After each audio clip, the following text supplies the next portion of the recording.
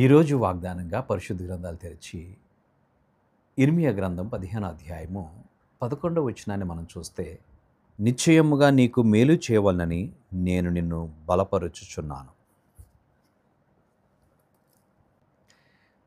నిశ్చయముగా నీకు మేలు చేయవలనని నిన్ను బలపరుచుచున్నాను అన్నాడు. దేవుడు మనకు మేలు చేసే ముందు మన జీవితాలని బలపరిచేవాడు. నీవు ఆయన యందు భయభక్తులు కలిగి ఆయన కృపలో వర్ధిల్లుచున్నప్పుడు నిన్ను బలపరుస్తాడు, విశ్వాసంలో బలపరుస్తాడు, దేవుని వాక్యంలో బలపరుస్తాడు, ప్రార్థనలో బలపరుస్తాడు. బలపరిచిన తర్వాత నీ జీవితాన్ని ఆయన మేలుతో నింపేవాడు. మేలు చేత నిన్ను తృప్తిపరిచే దేవుడు. కనుక కొన్నిసార్లు మన జీవితంలో వాగ్దానాల చేత బలపరచబడకపోతే బలహీనమైపోతాం.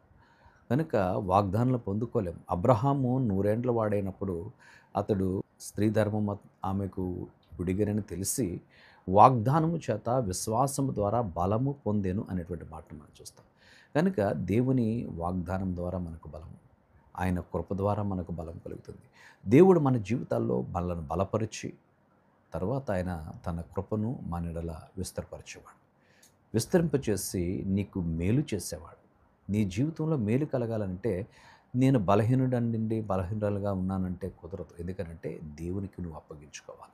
దేవునికి నిన్ను సమర్పించుకున్నప్పుడు ఆయన నిన్ను బలపరచడానికి ఇష్టపడతా ఉన్నాడు. దేవుని ఆత్మశక్తి చేతను నిన్ను నింపి ప్రతి బలహీనత నుంచి విడిపిస్తాడు. శారీరక బలహీనతల నుంచి మనల్ని విడిపించి ఆధ్యాత్మికంగా పటిష్టమైన రీతిలో విశ్వాసంలో కొనసాగడానికి, పందెపు రంగంలో పరిగెట్టడానికి తగిన శక్తిని, బలాన్ని అనుగ్రహించి మేలు చేత తృప్తిపరిచి నడిపించేవాడు. కనుక తన మేలును మనం పొందుకోవాలంటే మన ఆధ్యాత్మిక జీవితం బలపరచబడాలి. విశ్వాసంలో స్థిరులుగా కదలని వారిగా మన జీవితాలు ఉండాలి. అట్టి కృపను పరిశుద్ధాత్ముడు మనకు అనుగ్రహించును గాక. పరిశుద్ధుడానికి వందనాలు. ఈ కొద్ది మాటలు మా వినికిడిలో దీవించండి. నీవు మమ్మల్ని బలపరిచి మేలుతో తృప్తిపరిచే దేవుడుగా ఉన్నావు. అందుని బట్టి నీకు స్తుతులు చెల్లిస్తున్నాం.